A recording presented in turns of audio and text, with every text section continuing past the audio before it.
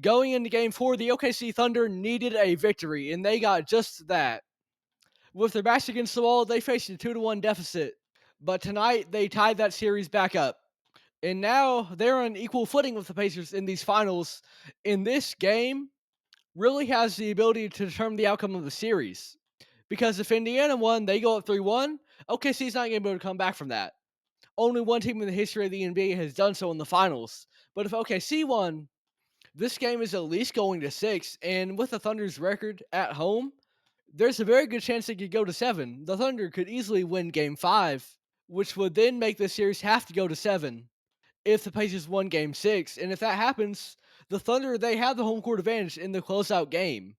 So I think as you get into these final couple of games, it's going to be rough for the Pacers because they have to go on the road against a team that has been dominant at home. But all began with a victory tonight because now the Pacers have to win a game on the road. If Indiana had won, they wouldn't have to. They could lose Game 5 and still win Game 6, but now they're going to have to go on the road and beat Oklahoma City at some point. So this was a huge win for the Thunder. They went on a 12-1 run at the end of that game to close it out, and I was really, really impressed by that. Because Indiana, this is a team, you don't want to get into a clutch moment with them. They always seem to rise to the occasion, especially Tyrese Halliburton.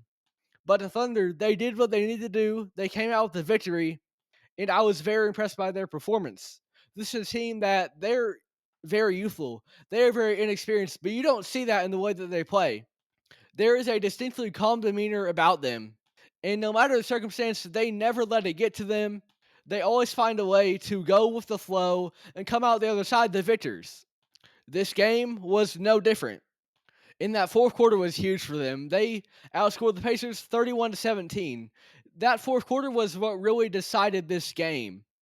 And for so often in the fourth quarter in these finals, the Pacers have dominated. That has been where they have won these games. But OKC, they recognized that and they understood that they had to execute late.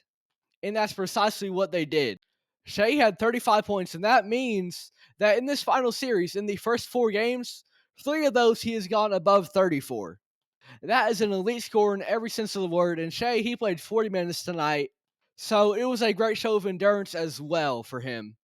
Overall, the big 3 played pretty well. Jalen had 27 points, and Chet Holmgren had a double-double with 14 points and 15 rebounds. Another player I was really, really impressed by was Alex Caruso. This was his second 20-piece of the series, and of course Caruso is someone who is dominant defensively, but in terms of his offense, that's not where he makes his money. But with his mind for the game, in the way that allows his defense to be as great as it is, when you get into a moment like this on the biggest stage, especially considering Caruso has been here before with the Lakers, Alex Caruso knows what it takes to win. And so he's been able to step up in moments like this, and it's been great to see another 20-piece from Alex Caruso unlocking the offensive part of his game. And I think that's really a big X factor for the Thunder to have this elite defensive player also be able to hold his own offensively and play some of the best offense that he ever has, really, in terms of scoring output. And overall, the OKC Thunder, I said earlier, they needed this win. They came out here in Indiana, and they got that win. If the Pacers won, the fate of the series would be in Indiana's hands. But now, with a Thunder victory, they hold the fate of the series. Because now, Indiana, they have to win on the road. And with the way that Thunder have played at home all year, that's a very difficult task. So this was a great win for Thunder, one that they really, really needed. The big 3 showed up, Alex Caruso showed up, and now the series is tied up 2-2. And overall, I think it's been safe to say, especially when you consider the regular season, that the Thunder throughout this year have been a better team than the Pacers. If they went down 3-1, though, that wouldn't matter. They would have their back against the wall, trying to make a comeback that has only been done once before. But now, on equal footing, this is a major, major momentum shift for the OKC Thunder in a game that was vital for them if they wanted to win this final series. We'll see how the Pacers respond, what adjustments they make. I'm excited for Game 5. This NBA Finals has been must-watch. There was kind of this opinion by some sections of NBA fans, NBA media, that this could be a boring finals, you know? You got these 2 very small markets, but this is pure great basketball. an elite offense versus an elite defense, and both ends for both teams, they aren't lopsided. Indiana, they've got a great offense, but they have an underrated defense too. OKC, they've got a smothering defense, but they have an elite offense at times as well, led by the MVP of the league. This is great, pure hoops at its finest. And with it being small market teams, you got that sense of community there as well.